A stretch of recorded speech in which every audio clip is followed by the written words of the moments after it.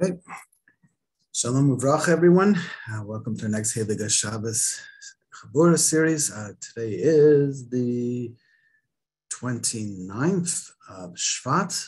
We're just wrapping up the month of Shvat. Tonight, Mirta Hashem, is the first of Rosh Chodesh Adar. And 2 days, Chodesh, I wish everyone a Chodesh Tov ahead of time. And today is January 31st. As sometimes in games or series or anything, there's what's called extended play, where something is elongated a little longer just to accommodate a little more enjoyment. We have one more inyan on time, and it just came out the last hour and a quarter, so Kadosh Baruch Hu allowed me to see something in a way that I felt would be important for the Chabura. So in Mirta Hashem, we're going to talk about one more aspect of time that relates to the whole year. And then, God willing, I already was preparing for today spatially, and God willing, next week we will do this space realm of Elam Shan and Nefesh, soul, time, and space. Okay, so we've been in this wonderful adventure. Just we'll do a quick, obviously very fundamental review, understanding that there's a spiritual dimension to soul, to time, and to space. And each one has a divine element to it. And our job ultimately is to bring them together and to unify them. The challenges as you relate to time, somewhat tangible, somewhat intangible. And we've tried to use the methodology of klal and prat and klal.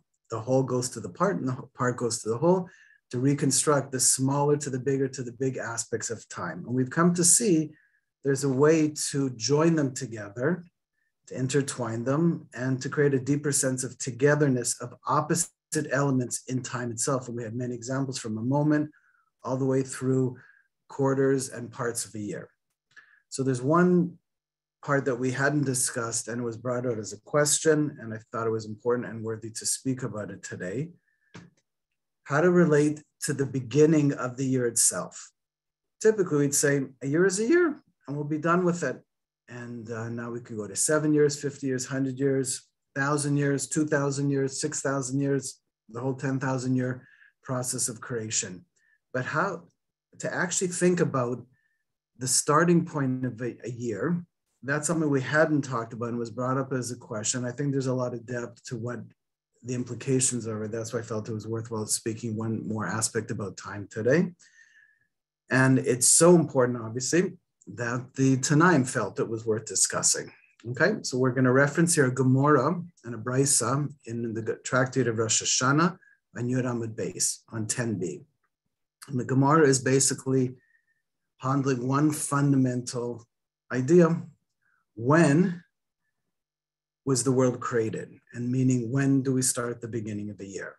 So there are two opinions, and it's obviously very important to understand them. Just very brief. Okay, so it's just right on the bottom of Yud Amud Beis, where it says, Rabbi Eliezer, the Tana Rabbi Eliezer says, B'Tishrei Nivra Elam, and Rabbi Yehuda says, B'Nisan Nivra Elam. So here, there's something we never talked about, because it would just be assumed that at this point, the beginning of the year, Rosh Hashanah, and that's it. But hold on, is everything in Judaism a machlekes? Is everything a conflict? Is everything a debate? And the answer is going to be there are many ways to look at any one thing. And depending on the reference point, things could look upside down, right side up, inside out, outside in. And the reference point are all necessary for a fuller understanding. So clearly the Tanaim, we're trying to understand the unit of a year. And again, you're going to see the incredible implications of it are just phenomenal here. But again, this is extended play. So what are they really arguing about? So what they are arguing about is the beginning of what's called the referencing of the beginning of the year. We talked about the beginning of a third, right? Tu B'Shvat, and we said that was a machlekes Beis Shammai and Beis Hillel, whether we start from the 1st of Tishrei, the 15th, 4 months out. And the same kind of thing here. When is Brias Olam, right? According to Rabbi Eliezer, that's B'Tishrei. He's saying the whole reality of a year starts from the 1st of Tishrei. And Rabbi Yeshua says, no, it starts from the 1st of Nisan. So just to strip it down, because we're going to be learning this in a more ruchnistic way, we want to just get to the soul of the matter as quickly as possible.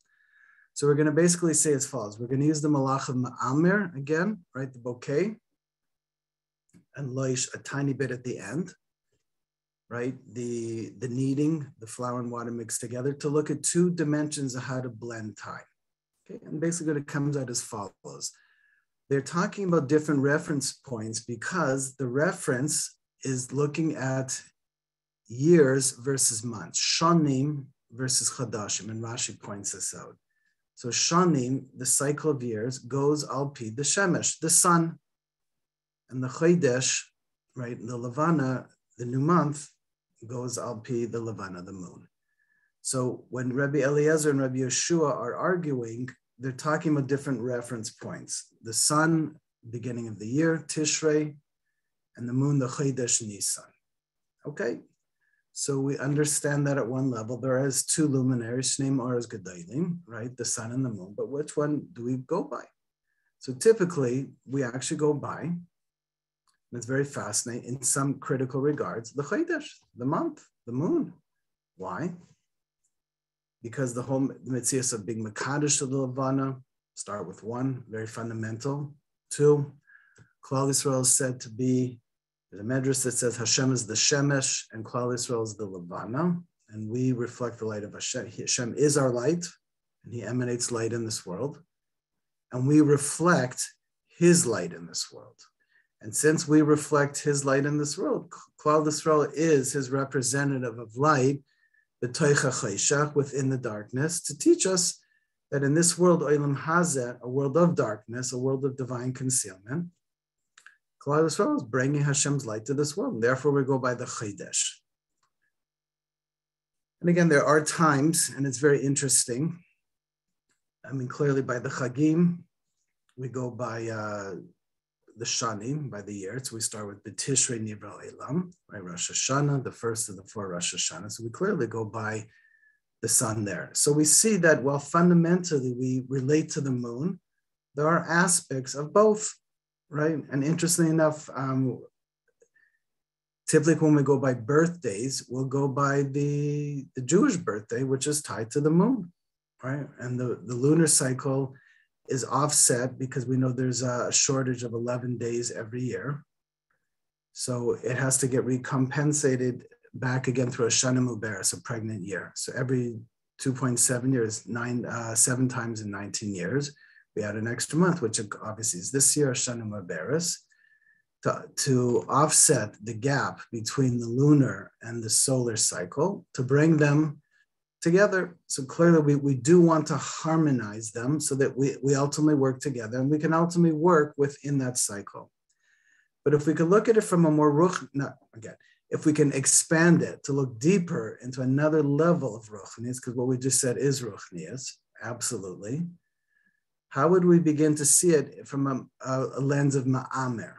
A real putting those two together. Is there a way where the cycle of the shemesh and the Areach, the Shanim and the Chodesh, the sun and the moon, the cycle of years and the cycle of months. We want to see, is there a way to reconcile where the both again could be together, right? Lashon Ma'amar, right? To bring them together like a bouquet. And we'll see perhaps even at the end how we could bring to a level of Loish. Okay, so what I'm going to say here again is based on a sefer called Pischei Sharm, Rabbi Isaac Chaver. It's an incredible Kabbalah Sefer Perush on the Eitz Chaim, and his last Netziv is called Netziv Kitzur Bia. This is the source at Pesach Vav.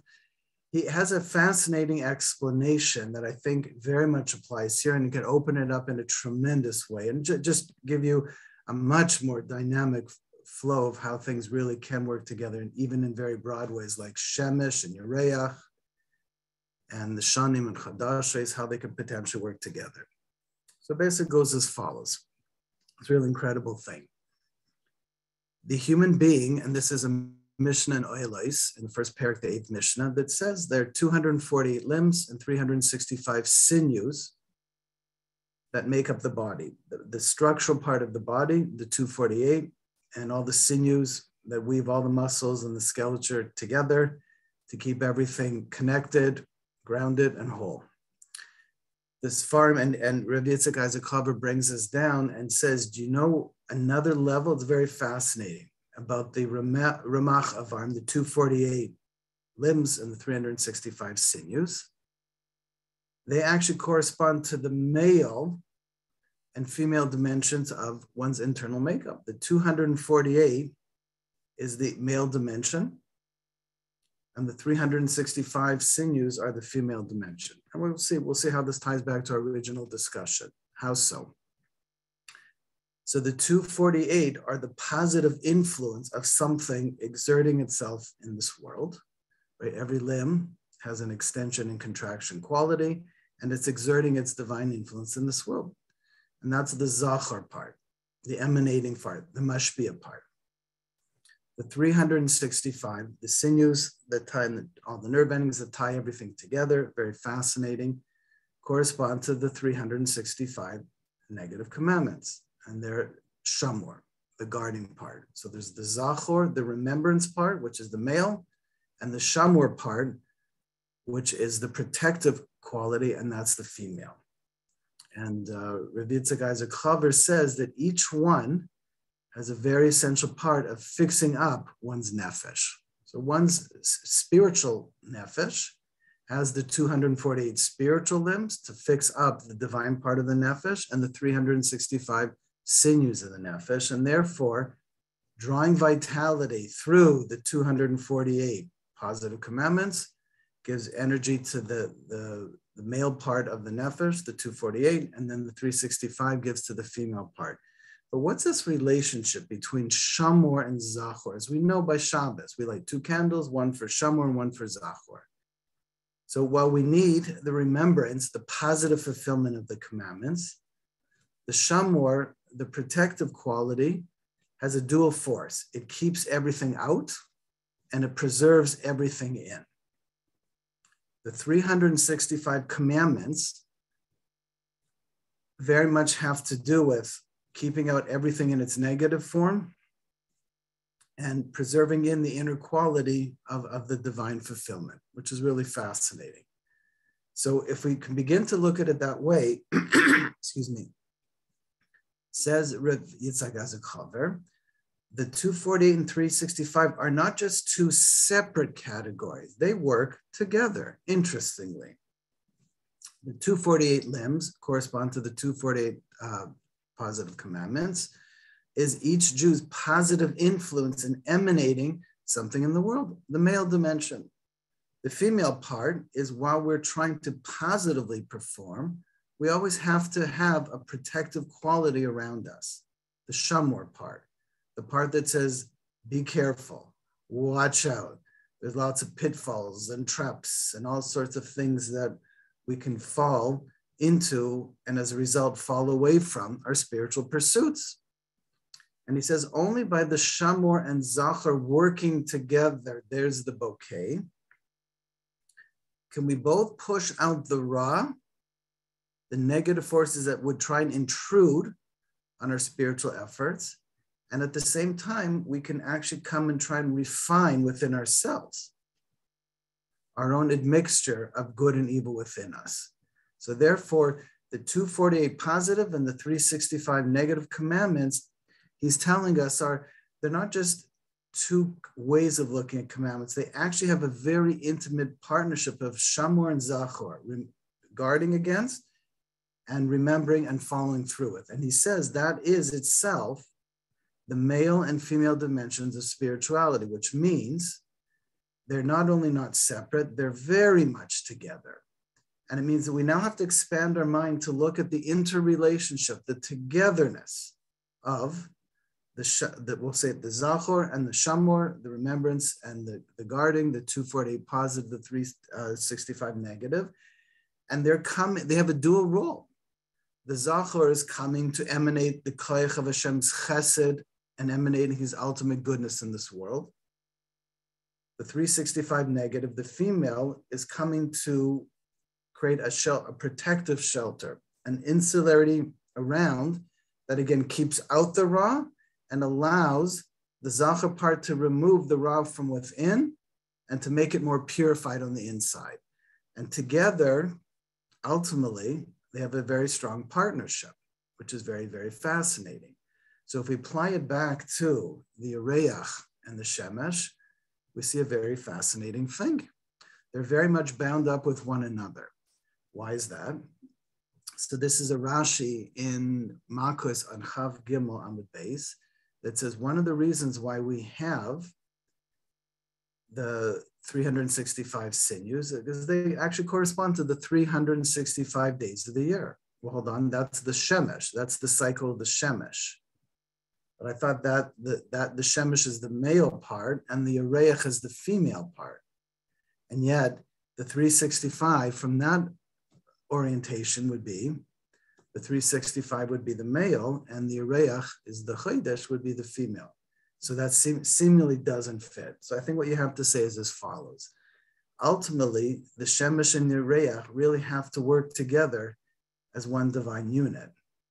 That while we have the tract of the female, the makabel, the light of the sun emanating and the moon reflecting that light, and that's the Ureach, that's the moon, right? That's Klal Yisrael. That's B'Nisan Nivra Ha'ilam. The world was created in Nisan. What it means is that level of creation that reflects, that is more reflective, the female part, that's the Nekeva part, that is very much what Klal Yisrael reality is. And we also have the Shemesh part, the emanating part, the one that exudes the light. Relative to us, we have an exuding part that emanates light. Relative to Hashem, all we are is makablim. All we can do is receive light. We have no true light of our own. But relative to ourselves, we have the male part that can emanate Hashem's light and the female part that can receive. And we really have to blend both those together. So therefore, the 248 positive commandments, 248 limbs, the Zachar part is how we fulfill a positive commandment, how we do, how we accomplish, how we reveal, how we bring out something divine in this world, is coupled with the Nekeva part, the 365. It's not even call them negative, but the 365 loisas is the ones that the refraining from something, which is the female part, which is the protective quality, the Shamur part, and realizing, like the bouquet, there is a true sense of togetherness in the mitzvot, and they work together in a very intimate way. So the lunar is infused into the solar, and the solar is infused into the lunar, which means ultimately, right? And we say this in Kiddush Levana, that eventually the Shnei Ma'oros Gedom will go back, the miyutzi derech, the diminution of the moon will eventually reflect fully the light of the sun, which ultimately means the Shekhinah will go to its fullest extent and reflect the higher light of Kudsha Brichu. So what all this relates to us is an incredible thing. When we look at the big picture of mitzvot, we can look at them as, okay, you have your 248 and 365 and never the two shall meet, right? There's an element of separateness. What we want to do is try and put the bouquet part and see that they actually operate with a tremendous sense of togetherness in a Shamur and Zachary way. The Shamur again is the Nekeva, the Zachar, the remembrance is the Zachar, the male, and the two can work together. And it's the same thing, B'Tishrei or B'Nisan Nivra Olam. The difference reference point of shanim, years versus months, and it means there's a male dimension to time and a female dimension to time. The Shemesh is the male part, and the Ureach is the female part. So relative to Kadosh Baruch Hu, we're the Ureach. But relative to ourselves and the other nations, we have the Koyach of Shemesh to emanate, and within us, we have to blend both together. That sense of togetherness allows the Shamur and Zachar to come together. This is what Rabbi Yitzchak Isaac Chaver says. There is a sense where the two lights can emanate, where both the light is coming into this world, but we have a strong protective quality to keep it insular, strong and protected, and keep out all the negative forces at the same time.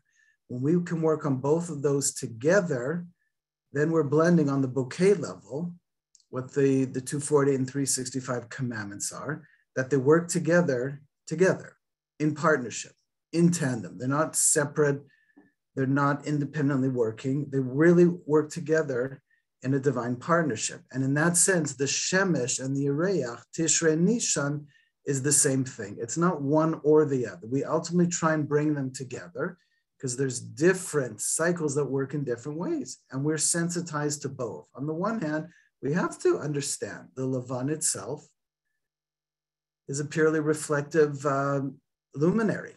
And we ultimately, our true divine light only and exclusively comes from HaKadosh Baruch Hu. We have mamash no originating light in us in any way.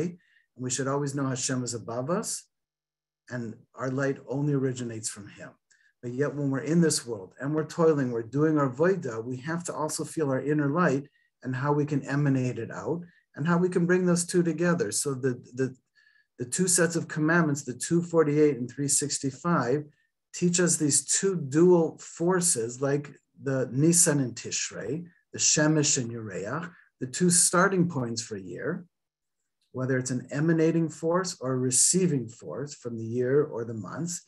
And clearly, while Kol Yisrael, on one level, relative to Kadosh Baruch was the receiving force, we also have that very strong emanating quality, and we have to blend both.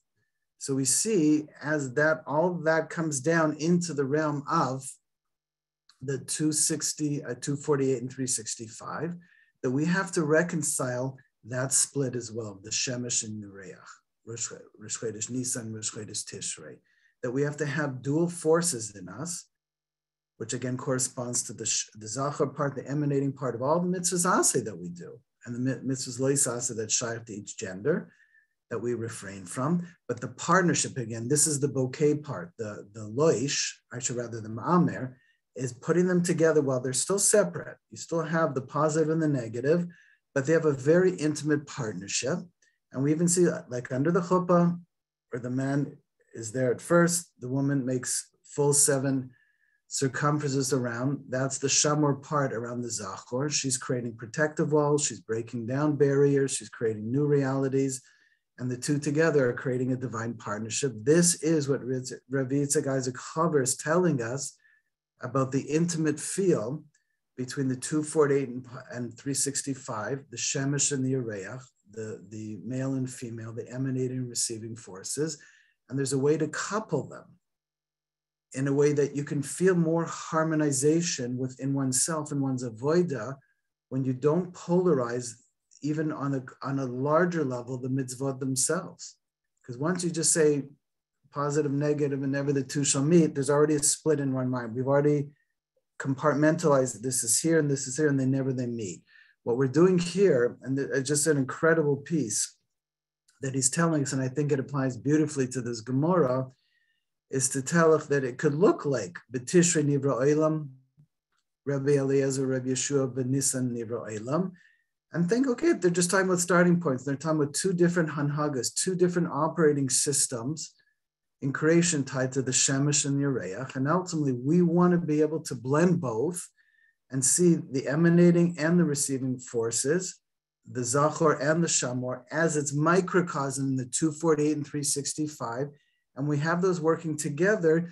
You feel more of a teamship going on the inside because they really flow one to another, the positive into the negative into the positive. Very important. Why we light 2 candles Friday night, and then by Havdalah, we blend those together to show that the Shamur and Zachor, the male and female, they're never separate. They may have more distance between them, but they're always coupled together. And our job is to put them together in a tremendous way. A little tiny further, and then we'll close with this. In the realm of loish, on the kneading level, water, how would water and flour blend together as one reality here? So it's very, very, very fast. Well, we won't even get into the Kiddush Levan on that because there's answers for sure there too. Maybe we can get into the discussion. But if you add 248 and 365, we know that gives you Taryag, the 613 commandments. So the Sfarim say, why do we need to call it Taryag? There's the Ramach 248 positive and the Shisa 365 negative. Be done with it. Once you couple it to that level, that's a concept of Loish. Means there's no distinction anymore between the positive and the negative, the Zachor, the Shamor, the emanating and the retracting qualities. Why? Because they blended together to such a level, they're just one unit. So how would you see that? Just by calling it one number?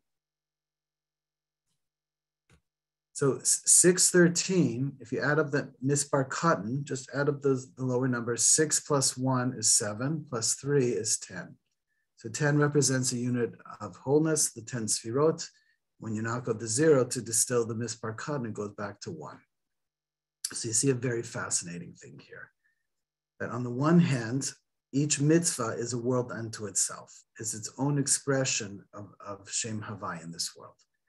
You categorically will put them into positive or negative, which is the male and female, the Zachor and Shamur, which ultimately is the Shemesh and the Ureach. Fine. But we wanted to start putting them together, like we were talking about this machlekes in Rosh Hashanah, and realizing that there's two starting points of the year, the Shemesh and the Ureach. But really, we're meant to bring them together. And that's why this year, again, we had one, right? We're just starting tonight. It's Rosh Chodesh Adar, Rishon, woohoo, Marba B'Simcha. And we see that we already now have, we call it Adar Rishon, so we have a Shana Mubarak, a pregnant year. And now we start this compensatory mechanism of adding another month to re-regulate the year so that the solar and lunar are now working together. So the 14, 15-day differentiation between the solar and lunar every year is made up in a way that they're always perfectly in tandem. And therefore it teaches us that we too have to blend the male and female parts of ourselves spiritually and in time itself. Even on the year level, the starting point, there's a male and female dimensional split, Nisan and Tishrei. And we say they're not really a split. Sometimes we operate by the Shemesh level, other times we operate by the Ureach. Sometimes we have to be in a completely receiving modality to acknowledge Hashem is the source of all of our divine light. We have no existence, nothing of our own completely. And other times we have to take that light and emanate it to the world and bring out his divine qualities, his divine attributes, his divine presence. And then we realize, twin them. They're not separate at all. We have to have both at the same time. And when we apply that to the 248 positive and the 365 negative, we categorically see that the Zachor and the Shamur parts, the remembrance and the guarding against, are these two aspects really of Chesed and Gevura, no surprise. And bringing those together again creates a very intimate partnership of the Zachor and the Nekeva, right through the whole starting of a year. And then when we bring it to the Loish level at the very end by calling it Tariyag, 613, as one whole unit, even the actual numbers themselves, 248 and 365, disappear. They're not focused on anymore. They're now blended together to such a level, it's now called one unit, like one dough, right? Loish, one unit of mitzvahs called Tariyag. When you use that language, you're using the language of Loish. They're now melding together to such a level, they're one complete unit. And again, 613 is 6 plus 1 plus 3 is 10. That's the shleimus, the completion of something. And you drop the 0 on a mispar cotton level, and that gives you back to 1, which means the whole package of Tariyag gives us a complete structure, a full, complete understanding of the totality of how everything comes together in a united way. So if we begin to put that together, and we're going to close with this and open up how you see it, this question that was asked, but hold on, a year, well, I guess depends when you start counting the year. The Tishrei Nivra Olam, right? According to Rabbi Eliezer or Rabbi Yeshua, then Nisan Nivra Olam. And you see what these Tanaim, how they were looking at the different divine dimensions of time. The Shemesh and the Ureach, the sun and the moon, the emanating forces, the receiving forces, they both exist. And Klal Yisrael has clearly aspects of both. We have a very strong part of receiving from HaKadosh Baruch Hu. We also have a critical role of being an or legoim, a light to the nations, to emanate into this world. And we have to take those very dual forces, bring them together and reconcile them in ourselves, even the starting point of a year, and realizing the 248, 365 split of the mitzvot, the remembering and the fulfilling part, as well as the guarding and protecting against, that is the male and female parts of all the mitzvot categorized that way. And when you blend them into 613, which is one divine unit, that goes from Ma'amar to Loish. And we see, in order for us to be an Adam Shalom, a complete divine being, we want to twin up all the mitzvot categorically, blend them together, the male and female parts, the emanating and the protective qualities. And then when they join together, we work towards divine union in ourselves, to be shleimus in ourselves, and that shleimus ultimately we bring to a Kadosh Baruch Hu's reality each and every year. So whichever part of the year we start from, so as we finishing up Shvat, and we're starting Adar, which is super exciting. We have our Shana Mubaris, and we're closing up the last months of this year. You come to see an incredible thing. We are closing up the male part, the Shemesh part, right? Well, actually, we started already in Tishrei, so we've activated on that level. But on the Chodesh part, the Levana part, we're actually completing a full cycle of a year, 12 months, as it finishes the end of Adar Sheni in this case. And then in the months level, we're starting a whole new year. So we see there's two rhythmic cycles working together, one within another, and they look very diverse and very divergent. But when you look at the split of the mitzvot separately, how the Shamur and Zachary works together to partner up, and eventually on the highest level, Loish, that they blend as 613 to become one, you come to see everything, the complexity of Hashem's world comes back to Hashem's total and simple unity. So here's another incredible example. Now you can see why I was excited to share this and felt it was worth pushing off the spatial round for one more week. But this macro perspective on time, even this incredible machlokes in the Gemara and Rosh Hashanah, and how to understand it, and how to reconcile Shemesh and Yereach, and how we have to have aspects of both and look at the mitzvahs. It's a way for us to look at ourselves in a complete, whole, perfected, unified way where we're not compartmentalizing unnecessarily. We're not operating in a very divisive, segregated role. We're not feeling very fragmented and very split, because when you feel any of those things, you're not working one side to another, whether it's the male-female side, the positive-negative commandment side, the Zachor and Shamur parts, the emanating and receiving parts, the power of emanating light and drawing light in, the Shemesh and the Yereach, and realizing that sensitivity of time, even on the cycle of a year, means there's two reference points when a whole year starts. And clearly the Tanaim are telling us we need to be sensitive to both. And we have to see that they work together incredibly, and there's no contradiction whatsoever. In fact, they join together beautifully, and on the very highest level, they blend as one. May we be zoich over time to have sensitivity towards and a tremendous understanding of time, the amazing emanation of time, and how we befriend time more, and how we come to understand these macro and micro perspectives. We come to have larger perspectives and ways of orienting down to the tiniest little thing to reconcile these opposites in us and realize they can complement beautifully, they can blend and unify. And that's really where true menuchas and nefesh comes, true inner tranquility, from that sense of harmonizing, blending, making whole and more complete, and realizing in Hashem's world, his ultimate complexity becomes true, simple oneness. May we be zeicha to aspiring for that, living like that, and attaining that over a lifetime. Okay, thank you. Comments and questions? Just wow. Like, wow. Thank you. You know, I would like to, I wish I had such an articulate question now or reflection, but wow is the only thing I can really muster at the moment. It's tough. Thank you. Like, whoa. It humbles you beyond. Yeah, it's special stuff. It really is. I'm telling you truly, it really is.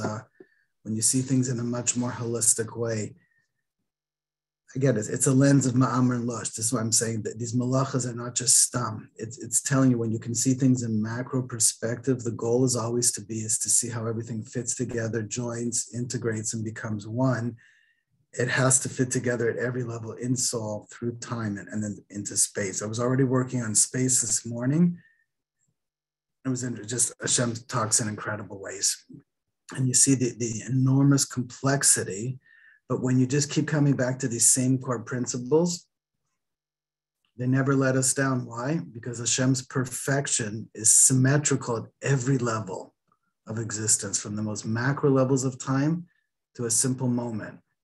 And I have to tell you, in all honesty, I was actually very humbled. A question was sent in at, I only saw it a little over an hour before the shir, and I had something prepared and I was excited. 3/4. Part of me was still feeling a little reservation, like I'm not fully ready to start because the time, it feels very near and dear to me. Like I wasn't quite ready to let it go. And then when this question came in and started thinking, I'm like, well, whose agenda do you have to stay by? Just because you said that, you'll apologize, you'll shift your reference point, and you'll rework things.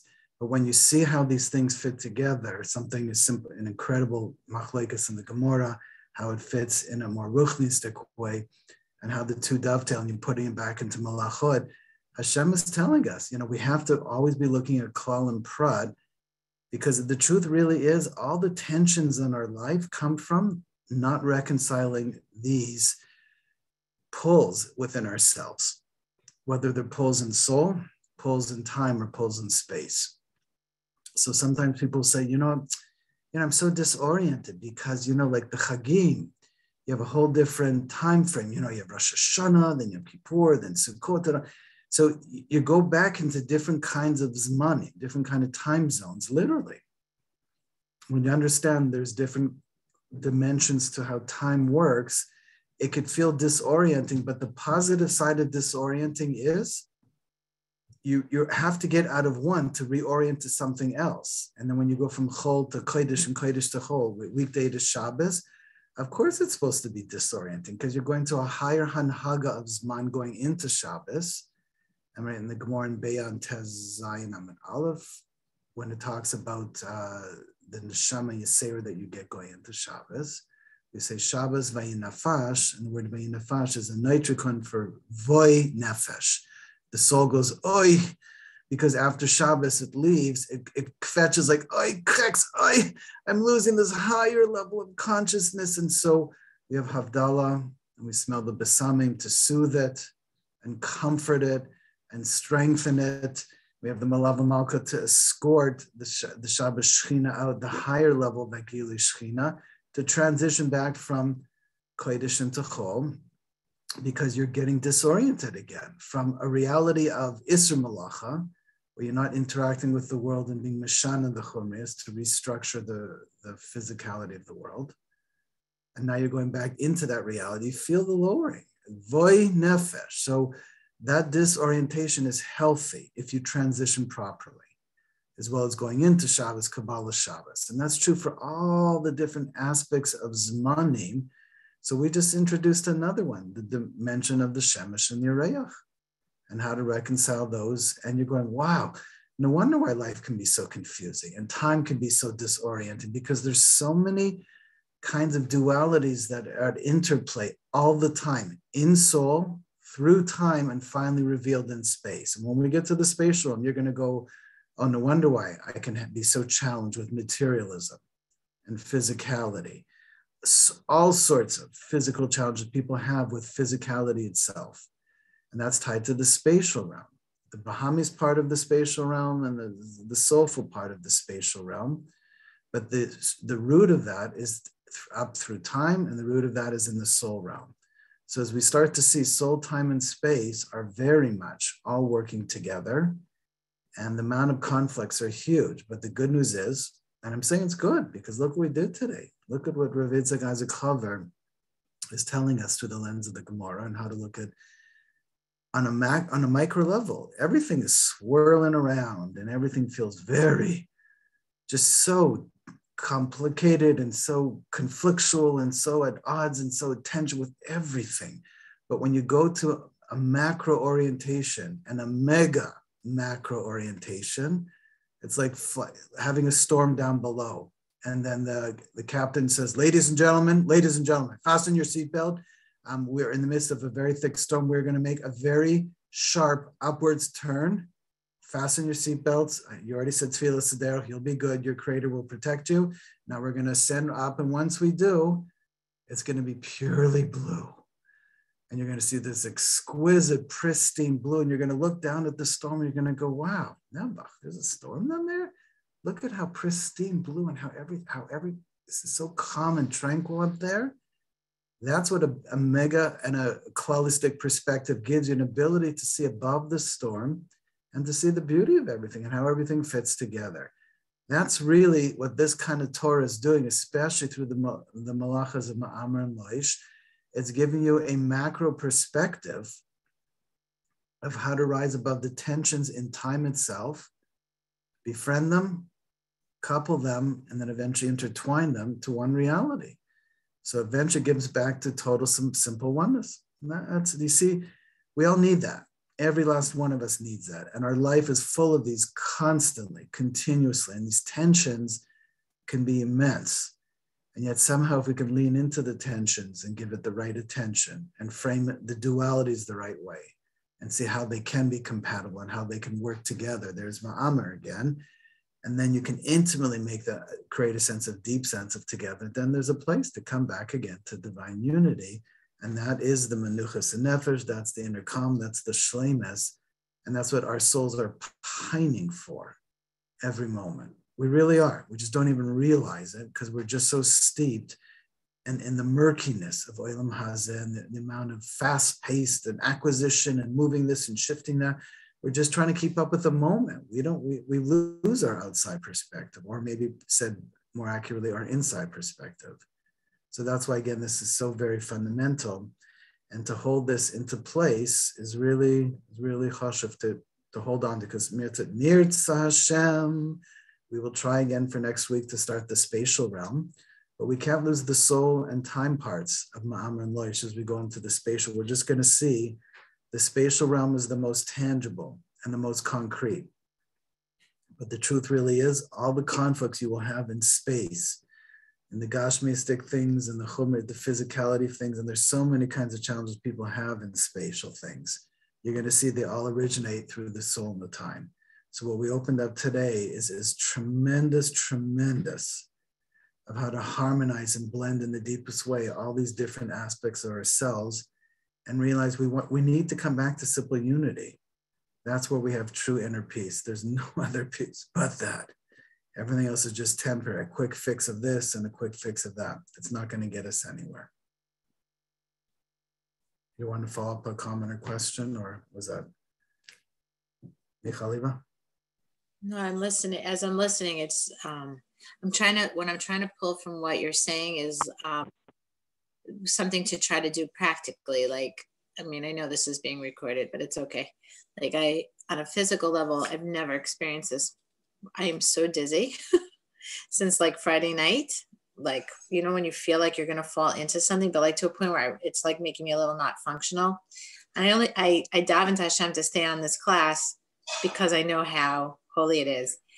But I am literally having a hard time like looking at the computer and I can't, I'm very disoriented right now, but I'm listening to everything you're saying. So I'm thinking to myself, okay, Kadosh Baruch Hu, like I'm listening to these words and I'm like, let's just be really practical here. Like this is a physical manifestation of something. Okay, like, I don't know, is there some minerals off? I don't know, like I will take care of that. But what deep inside on a macro, like you said, on a macro level that needs reorientation, that then I can bring that back and do real ma'amir to it. And that's what I'm thinking about. And that's my avoda right now. Like, okay, Michaliva, like there is something right now, Hashem is physically giving you a message. And I think that that's the way I really should be conducting my life. From all the work I do with you, I think that that's what you really like would say to me right now. Yes. Like I'm literally disoriented. You have no idea. This is such a challenge. If you look at disorientation, almanas, for the purpose of reorientation, yeah, disorientation is gewaltig. It's only when you're stuck and going, oh, I'm just so disoriented. See, we look at disorientation as toihu, but we don't look at it as the potential for tikkun. For toihu means chaos, and toihu means correction, means higher order. So that's very important. Again, the negative side of disorientation is I'm thrown off my game. I'm just out. I'm off. But if you hold space for the disorientation and you redirect it back to Hashem and say, Tati, I'm being thrown out. I'm thrown off, or thrown up, or thrown down. And I see it, but it's not mine. And I want to convert this disorientation back into a new higher reorientation in whatever way relative to where it's coming from. I want to convert that taihu into tikkun. I want to convert the disorientation to reorientation. And when you can hold space for that disorientation, and again, there are many kinds of because again, there's disorientations in soul, in time, and in space. And I tell you, I think it would be said more sharply, is every disorientation has an element of disorientation in the time part, in the soul, and the space. It means it's not one or the other. You may feel it more in the other, but the truth really is when you feel really disoriented or off, just say, where's the disorientation in soul, then in time, and then in space, and then the reorientation, the realignment will come back the same way. See, that's the beauty of what Ma'amer and Loish are teaching you, is that there's no way you're not going to feel disoriented in many times because the world's built on Taihu. However, it's meant to be brought to a realm of tikkun, a realm of correction, or a realm of rectification, a realm of realignment, a realm of bringing all the disparate parts in, collectivizing them, and then ultimately unifying them through our soul, through our time and space. And that's ultimately, we've been talking about the elements of Arma, Eish, Ruach, Maim, and Afar, the same thing. They're all at odds with one another in ourselves. We're very disparate in our hashkafas, in our midos, in our innermost desires and yearnings that are all at odds. One is seis, one is opposing the other. And our job is to work on, as we said, that making them dyads and triads, as we spoke about in Ma'amar, coupling them together in a way they're not opposing, but working together. And then eventually the hiskalulus part is really Loish, going into Bishul, where you're not only coupling them, they're blending in such a way they're all inter-included. Just the Arma within each Arma is there, fully together, fully unified, fully balanced and harmonized. And you just see the pure Yashrus and straightness of Hashem in you and in this world. That's the consciousness of Taryag. It's not even Ramach and Shesa anymore. It's not even split into 248, 365. It's just, so you're going, we're all seeking divine unity. We're all seeking ultimate realignment. But if we see the Toihu positively, then you can bring it back into reorientation. Once you get thrown off your mark in any way, and again, it could be 1,000 reasons. You didn't get enough sleep. You're not eating enough. You're not having enough time to yourself. You're not processing things enough. There's just too much to do, not enough time. The stress and worries over your head. Person travels a lot and it's just didn't. I remember once talking to a gentleman actually in a mikvah. He was a lawyer and was always traveling, and he goes, Labinsky, where are we now? I said, Cleveland, Ohio. And he goes, oh, we're in Cleveland, right? I said, yeah, we are in Cleveland. I see you every shot. Oh, because my body feels like I'm in Texas and I'm in here and I'm there. Because he's always traveling on time. There's a tremendous sense of disorientation, and it's a tal avoida to keep regrounding ourselves and reorienting ourselves, but from within the Toihu itself. The Toihu itself is giving us the new raw materials for the Tikkun. And I think that's really what we're seeing here, is that, again, you couldn't get any more disparate. But Tishrei Nivra Olam ben Nisan Nivra Olam. I mean, you couldn't just, geez, can't we just say the new year and be done with it? Why do we have to say the world was created here at this time?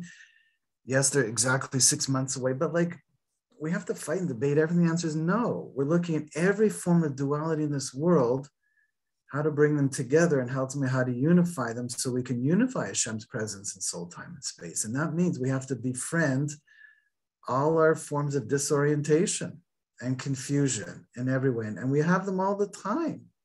And sometimes when things are going well, look, even a lot of bracha. I can certainly attest in both of with the special schus of marrying off 2 sons in the last year and a half and 2 years now already. And, the whole week was incredible, but it was a different hanhaga, a different operating system of simcha.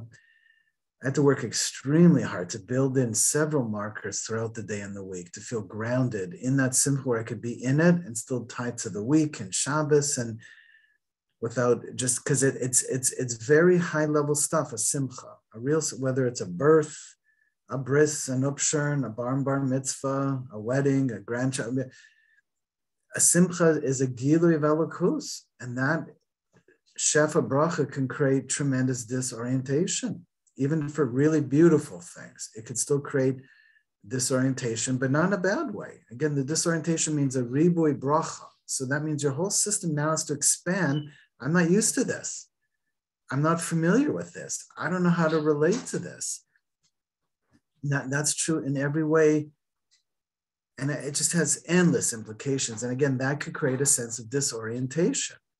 So therefore, the positive side of disorientation means, yes, I'm thrown off right now. I don't know how to look at it or see it correctly, but Hashem, help me to see it in a correct way, in a real way, in a way that I can move forward with it. And you're seeing, again, you're seeing this is the kleich of ma'amar and loish, is be able to do that in a temporal way. And for whatever, or some people coming from Eretz Yisrael to Chutz Haaretz, it could be very, very, I don't care if you've lived here your whole life, very highly disorienting. And I already know 3-4 couples already this last number of months who've done that. And I've heard a whole slew of different responses from this is the best, the greatest, this is okay, I'm just tolerating it to get through, or I can't wait to leave. Because the disorienting part of being in Chutz Haaretz for all sorts of various reasons cannot be easy to manage. So I think with all these things, I think it's becoming very clear that we have to hold space for all the various forms of our own internal disorientation.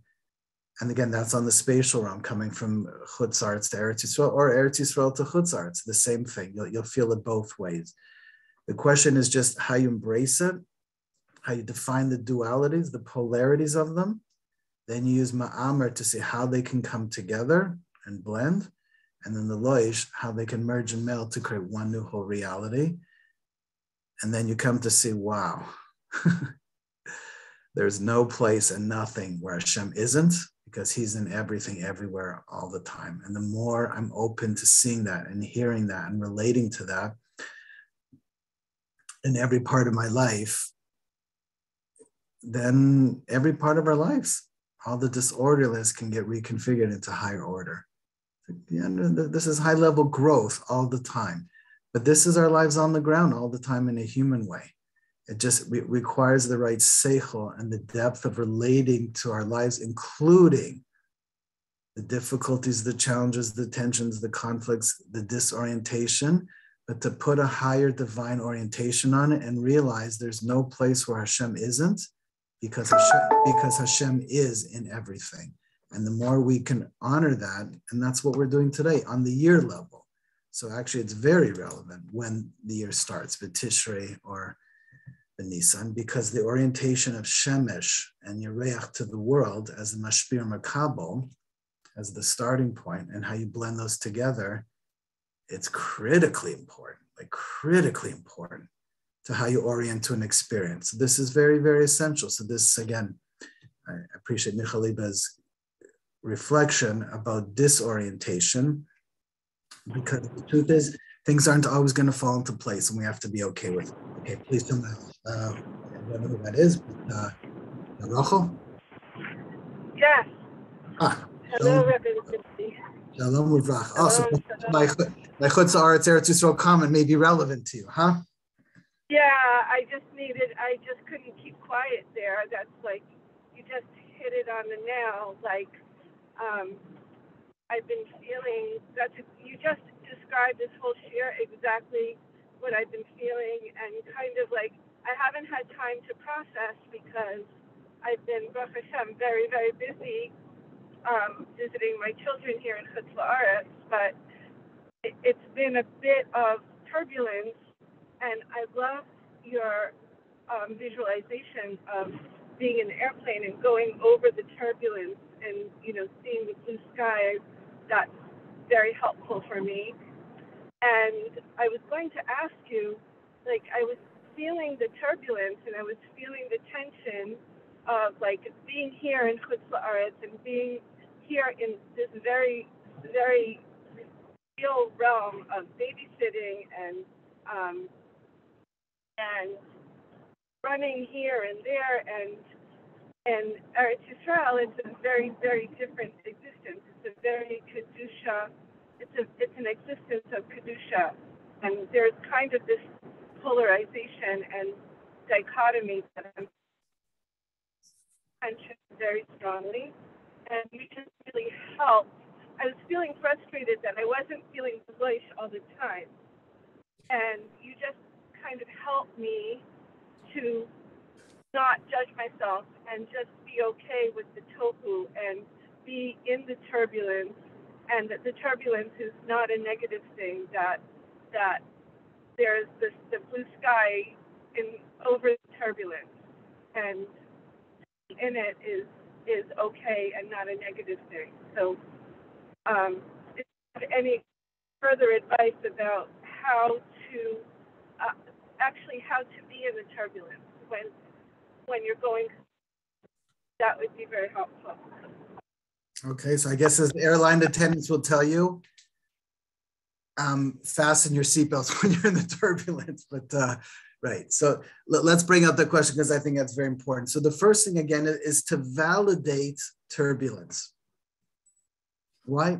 Clashing of opposites. Any two opposites that clash, a hot and cold front will clash and create a storm.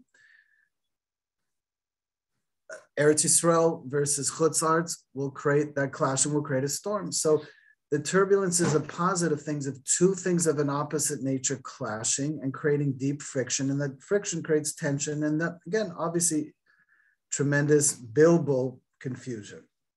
So first thing is to normalize it and validate it. Say it's legit, it's divinely designed, it's built into creation. So then you don't feel crazy.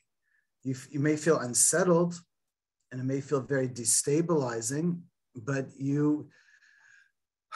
this way you can just take a deep breath, hold on, and saying, it will be okay, and I'll be okay because my Tati's with me right now. So I think that important self-talk, once you validate and normalize at that point, then you can just simply say, okay, it may be destabilizing in the moment, but it's very important to bring my Tati here, right? Gam Sham Hashem Yisbarach Nimsa. Here too, Hashem can be found.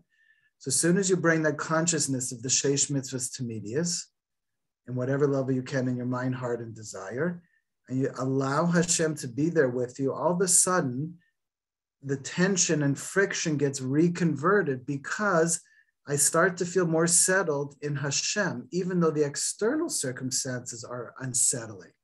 And I start to feel more stable because of my rootedness, my divine rootedness in Hashem, even though the external circumstances are destabilizing.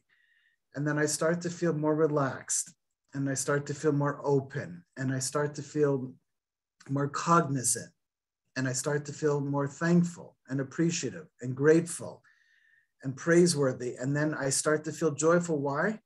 Because in the end, this is all coming from you, and not just in the abstract sense. In each moment, this is all coming only from you. In every way, there's nothing else from it but you. And once I start to see that, I bring in that higher consciousness into that moment, the toihu starts to melt away and the tikkun starts to begin. And now I say, okay, I'm in chutz la'aretz, yes, but it's not chutz from you, Hashem. Chutz la'aretz means, if you think about it, it means the center of creation is Eretz Yisrael, the Beis Hamikdash, Old City, Yerushalayim, Eretz Yisrael, out to the rest of the world. And the rest of the world is defined in relation to Eretz Yisrael because they get all the shafar, all the divine flow from that place. But chutz does not mean a place where you're not. It just means more outside, more withdrawn, more distant, more detached. But as soon as I say, you're here, it's like finding you here, like during the family purity laws, when you still have to connect to your spouse in a non-sexual way. You still have to be close, but in a non-sexual way. Distant, yes, but detached completely, never with your spouse. And it's the same thing. I'm more distant from you, but if I say, Tati, help me to see your hand in my life here. Help me to be open, thankful, receptive, appreciative, grateful for all the things, all the brachas I have of being able to fly here, get out of the country with all the bilbo, the shots and everything else. Thank you, Hashem. I get to see my children. Thank you. I get to know, hopefully, God willing, they're in a thriving state. They're thrilled to see me. All the special things going on in their life, all the wonderful good news is with everything. Wonderful, amazing. And I get to have nachas to see, even when I'm in Eretz Yisrael, you're with them here.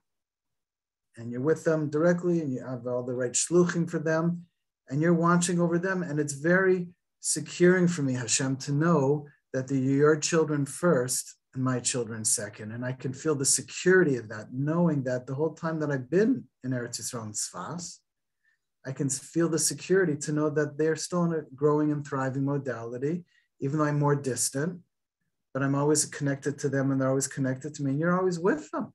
And there's a tremendous sense of security knowing that. And then eventually when I leave again, it's easier to leave because I'm not just leaving them. I'm going for a new aliyah from that Yerid itself, in myself, with the family, reconnecting to them and bringing that back to Eretz Yisrael. So when you think of that in that terms, the disorientation of Eretz Yisrael becomes a new reorientation here, because now I'm looking at my children's lives in relation to them being more distant from them. I've never had that before. And then when I leave them and go back to Eretz Yisrael, I'm coming back there with a greater security, knowing Hashem is watching over them, taking care of them, providing. I'm still intimately close to them and they love me dearly, of course. And I'm bringing all their new consciousness with me back to Eretz Yisrael. So then the reorientation here will create disorientation there, and then allow you to bring that to a higher consciousness, which means even though it's Eretz Yisrael, chutz la'aretz, Eretz Yisrael, but on a higher level, it's recreating my divine consciousness anew, from afar, from a close, from afar. And when I see those are not really opposites, they look like that. But it's my own ruts of a shav in space, geographical space, 8,000 miles plus of geographical space, and approximately 7 hours of time zone in time and soul. It's not the same when you can hug someone and give them a big warm smooch directly versus you have to either see them on a video chat or you hear them in a phone call or a text or a letter. You feel the distance. You're still connected to them, but you feel the distance in that. So when we can hold the distance in soul too and realize no matter what level of connection or less connection we have, we're always connecting and connected to them. And that's Hashem's way of saying to us, no matter where you are in this world, I'm your makom, I'm your space. I'm the place in which you exist fully and completely. There's nowhere and nothing where I'm not. And there'll be times where you feel more closer to me and you'll be more settled, more disoriented other times. But you should know, wherever you're going to travel in soul, time, and space, you're going to feel that as well. Bring me into everything. Use the reorientation as well as the disorientation. And every moment is an opportunity uniquely to connect to me somewhere in that cycle. As soon as I know that in soul, time, and space, there's nothing to worry about.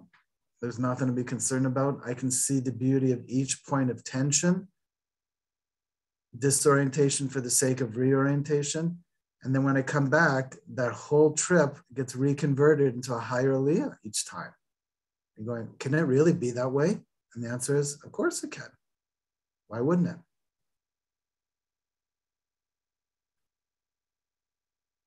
Wow. Wow. Is that helpful? Wow. Yeah, that's extremely helpful. I love that Ratzav Hashav in space concept. It really hits home. I'm like, why do I have to do this?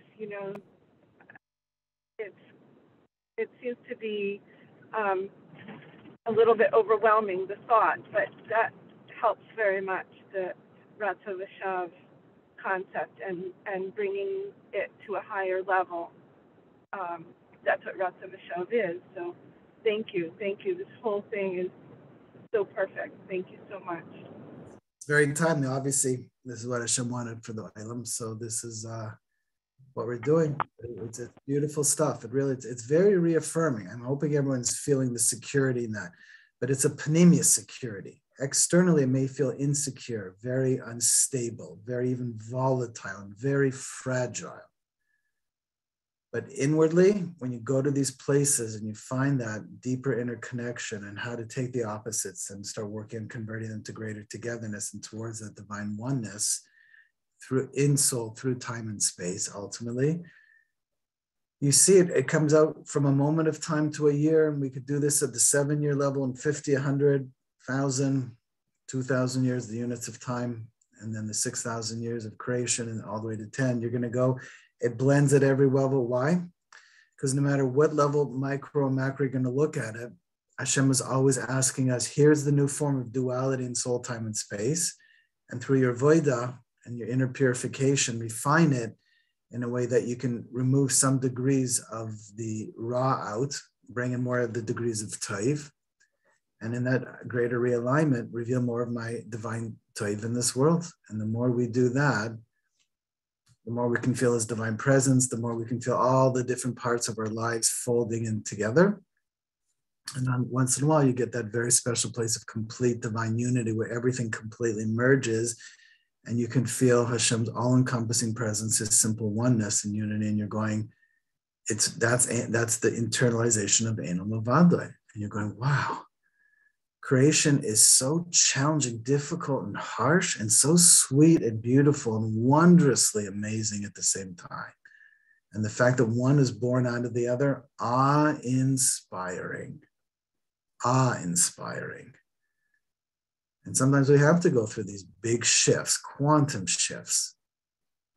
And they can be so seismic that you're going to feel the disorientation. But don't let the Yetzer Hara convince you that the bilbul, the confusion, is throwing you off from what you know to be true and real.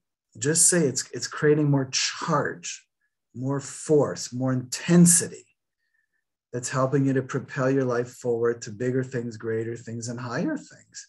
And the more you can harness it and then channel and direct it and then lift it up eventually, the more you can, and every experience is there. And again, I'm not saying just difficult ones. Again, coming to see a mishpacha in Chutz La'aretz gewaltig, a simcha gewaltig, a job increase, right? Sometimes I've heard people, definitely talk to people who've had a hard time with major job upgrades in various ways, or a mother going from 1 to 2 children, where Rabbi, you don't understand, it's the first time I'm being outnumbered. And that creates a whole disorientation, how to relate to that. All these things are very, very fascinating, but they're unique kinds of tensions that Hashem wants us to see correctly, see the healthy bilbul, the confusion in that, and convert it to its higher truth, right? And this far I'm bringing down the Hebrew word bilbul is like confusion. The balbel means bebel, right? The gematria of bilbul is 70, which equals the word sight, 70. So in the depths of bilbul is a higher inner secrets, higher inner wisdom, that if we reveal, new levels of truth, new levels of striving, new levels of inner elokus can be brought out from those very places if we hold space for it and ultimately just give it back to Hashem, because you can hold space for what you can orient and relate to. But you can say, Tati, can you please hold me as I'm trying to hold it? Tati, can you please comfort me as I'm feeling highly discomforted and charged right now? Tati, can you give me chizuk and show me higher clarity and focus when all I see is darkness and pain and sorrow? I don't see. And that's what we have to do. And that's what he wants us to do. And when we really do that, again, we're blending these opposites together. When we see the power of that, we're releasing more inner divinity in ourselves and others. And it's endless, literally endless opportunities. We have another 10 minutes or so. If we have time for another 1 or 2 comments or questions, please. And if not, that's fine. You're not obligated. Just if you want to hear from me, now is the time. We're a little smaller oilim today, so we have a little more opportunity. Rabbi Labinsky, I want to thank you. 50 years ago, I was in college and my roommate was planning her wedding, with her mother. And the question came up. For 50 years, my friends and I have been grappling. Why does every simcha have to be so aggravating? And I think you just explained it, because that causes us to have to rise above it and integrate it. We didn't know we were integrating it in those days, but I think that's the answer 50 years later. That's awesome, Marsha. That's great. First, it's amazing you were contemplating these things 50 years ago. Incredible. So kol hakavod to you that you could even think on those levels. You must have very special friends, and I have no doubt if they're connected to you. And 2, okay, so you had to toil for 50 years, but you see, What is a simcha really? It's ribui bracha. It's an increase in the flow of bracha. And again, that's going to be disturbing or upsetting to the system because it's more than what you're used to. It's more than what you're accustomed to, familiar with. And again, even really beautiful things. And again, new baby, new son-in-law, daughter-in-law, new grandchild, new shefa bracha, new location, new, even hashkafically, right? I got a big ribui in learning and growth in something, but now I'm obligated to live in a more refined, in a more lofty way, whether I'm a Baal Tshuva, an FFB, striving to FFB, striving to be a Baal Tshuva, a ribui in clarity. All these things can be wonderfully beautiful and disturbing at the same time, because now you have to build yourself into something bigger than you were. That which was familiar is now foreign, and that which is foreign, you have to grow back into being familiar again. So, and there's so many kinds of tensions this plays out, so many. In fact, I would probably say, it's fair to say, endless kinds of tensions. And that's why every level of, I heard this Rabbi Orlowick said once, it was a gorgeous way to, he was very practical in his ruchnias. The reason why a simcha is called a simcha, it means joy, but what simcha means is an increased level of responsibility. That's it. So why do you have to look at it? I was like, okay, Rabbi Orlowick, really? But oh, come on, stop practicalizing. He was very practical, is very practical, beautiful neshama and look. But what he's saying is, there is a ribui, or in every simcha. And if you don't grow in your achrayas, your responsibility to makabel, to receive the new level of opportunity through responsibility, you can't hold space for it. And therefore it's here and then it's gone. It was fleeting and then it passed. If you want the simcha to last, to be more permanent and built into your life, you must makabel a new level of achrayas. You must receive a new level of responsibility through that simcha. And you're going, what is a 3-year-old who's getting his haircut for the first time in an upshurn? Because he now understands. I have tzitzis. When I go to the bathroom, I can't pish or poop all over them.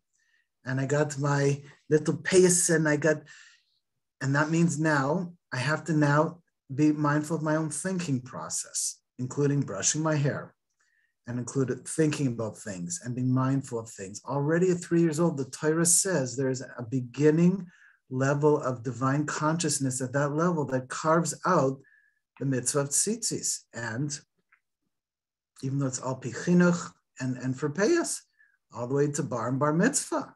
Now that a bar and bar mitzvah is a bar chiyuva, someone who's mitzvah va'isa, who's obligated, commanded, that is activated because of bechira. Now you have an awakening of bechira. You have more responsibility to deal with the dualities and ambivalences in your life. That's the craziness of an adolescent. It's an identity crisis. Why? Because my identity is now being challenged between my Bahamis and Elokis. Now that I'm married, I can't just think about myself. And even when I want to do good things on my own terms and when I want to look good for others, no. Being married means a new level of responsibility to have to think about, hold space for, and keep in mind as often as you can going forward. And then a child, the same thing. And you go on and on and on and on and on till the very last moment of your life when you're saying your final vidui and you're returning your soul back to HaKadosh Baruch Hu. There's achrayas there too of I'm making my final confessional for my whole life, the totality of everything I've done and not. I'm getting ready to leave this world. I'm not existing. I'm now changing location. I'm returning my soul back to you, Tati. And there's the Yom Hadin Hagadol for me, an ultimate day of judgment, a reckoning for my whole life. Oh, so when I die, I can't even be finished then. No, even in your process of dying and death. Yeah, that's right. And even in the Shiva, that's right. The soul is still transitioning. There's achrayas there too, because it still means there's a place of ascension, even in the separation process of the soul from the body and transitioning from this world, which you're still going back and forth from the basic kfaros, the cemetery, to the base of Avo, the Shiva house, etc. So you're going, Achrayas never leaves us in this world, and even when you pass to the next world. Therefore, a simcha is a ribui bracha. And as Marsha's saying a gorgeous thing, thank you deeply for saying this, 50 years, Gebatra Koil. The totality of everything is in the kli, which is the word vessel. Kli is from the word kol, 50. So as we build ourselves into a kli, we can be more refined to receive more bracha, and we can reveal more in this world. But if you don't grow in that level of achrayas, the simcha is here and gone. The food's here and gone. The flowers are here and gone. The people are here and gone. The gifts are here and gone. The hisarus, the excitement, the awakening, the intensity, the awesomeness is here and gone. And then I feel the letdown. And then I feel the absence. And then I go back into the memories of, you remember when? But it didn't come with you. Why? Because you didn't build yourself as a kli, as a vessel in a greater way to receive more of that shefa bracha from the simcha. So that's what Rabbi Orlik was telling us, an incredible thing. It sounds practical, but it's much deeper. It means the goal of a simcha is an increase in madrega, an increase in level of divine identity, divine service, and divine connection. If you build yourself in from that level of opportunity and turn into a new level of service. So when you do, it has to be disorienting, because if it's new, it can't be old. And if it's the old, it won't feel new. But if you relate to the new in a healthy way and then eventually build it in, it will become a part of you, a real part of you, a sustaining part, a permanent part, and eventually an eternal part of you. And therefore, as you just said, a simcha itself can be very disorienting, and therefore build forward into something incredibly new, and not just your own simcha, someone else's. That's why you say mazel tov, not just because it's their simcha, but their simcha can be yours. And then if you feel an increase in blessing just by being attached to someone else's simcha, you can increase your vessel to grow more. So you're going, wow, this is like endless. And the answer is, yeah, be a growth monger. See everything as a divine opportunity and be willing to expand your vessel in every which way. And even there, in a simcha, it's disorienting for the sake of reorientation. Now you see how incredible this is? It's really like, it fits literally picture perfect. Every part of the soul, every part of development is bidyuk, exact and precise. Why? Because Hashem is in the business of gift giving. We have to be in the business of gift receiving. He wants to give us endlessly. But he says, are you willing to makabel endlessly? Every simcha. And that's why we have to serve, we said, in a continuous way, besimcha, as a rectification of the afar, the earth. Why? Because the more we're in a state of simcha, the more we can have ribui, or increased light, increased blessing, increased heavenly assistance, increased with everything. The more we're in that state of simcha. But the simcha itself can be very disorienting, and you need time to sit with it, settle it, reorient it forward, and then serve anew. So thank you very much, Marcia, for that, because it sounds like a small thing what you're saying, but you're really not. You're saying something very huge. And the fact that it only took you 50 years, good for you. Thank you so much for an answer. Yeah, and I think we can all learn from this tremendously. So with this, we'll conclude. Okay. Hopefully the Olam enjoyed this today. I certainly enjoyed sharing it. Not at all, again, what I anticipated sharing, but what Hashem wanted to be brought out. Gewaltig. So the main topic today, which we are now officially extended play, closing the time component of Ma'amar and Leish. Next week, we'll go more in depth into the spatial part and then link it up to soul and time, is teaching us that even on the level of a year, what's called a year, what's the starting point of a year? The Nisan, Nivra Olam, B'Tishrei, Nivra Olam was created in the month of Nisan, or Tishrei. We see that the Tanaim weren't arguing about something so simple. They were talking about two different hanhagas of Shemesh and Yereach, sun and moon, the two realities of emanation and receiving, and how Klal Yisrael ultimately has to blend both in both cycles and equalize them through Shana Muberes, like we talked about, and bring them together to blend the male and female parts of us in time. We talked about it through the 248 positive, 365 negative, Zachor and Shamur, and then how to bring those together. One an emanating force, one a very strongly protective force. And then when we go to the level of Taryag, even those differences fall off. It's not a bouquet anymore. right? It's simply pure divine unity, pure oneness. And in that place of oneness, 6 + 1 + 3 = 10 = 1. It's all Hashem's divine unity. In that place of pure simplicity as Hashem's oneness, that's the place we're trying to reveal in this world, so we can help co-create and bring that to the next world. So with that, I wish everyone a very mazel dik week, a Heile dik Chodesh tonight. And if you're already in Eretz Yisrael, may you receive the Kedusha of Rosh Chodesh Adar Rishon and then Sheni. And Mirz Hashem will be zeichet to continue the Chabur forward. So for the next, I'm going to guess probably 4 to 6 weeks, we'll be doing space, because that's a very, there's enormous number of practical topics, like enormous. We could really be on that for years. The practicality of space, it's the most practical by definition. So we're going to talk a little bit about the Ruchnis, but we're going to get into a lot of examples that people struggle with space, all sorts of very fascinating ways that people try and orient or are disoriented by space. And so that's what we'll be on for the next while, using Ma'amar and Loish. And when we're eventually done that, we'll move through Bishul. So I just have to run. I have to jump to an appointment in a few minutes. So I will wish everyone a very mazel dik week, all the very, very, very best. And thank you for coming today. And again, I hope this was worthy of the Elam's attention for the last hour and a half. It's a big schus to be able to share beautiful Torah, and we should all be uplifted. And there should be a schus for Klal Yisrael, a schus for the Shechina, a schus for all our families and communities. And Mirz Hashem, we should be one step forward closer to Gula. Amen. Thank you. Thank you, Rabbi. Amen. Thank you. Okay. Amen. Amen. Thank you. Amen.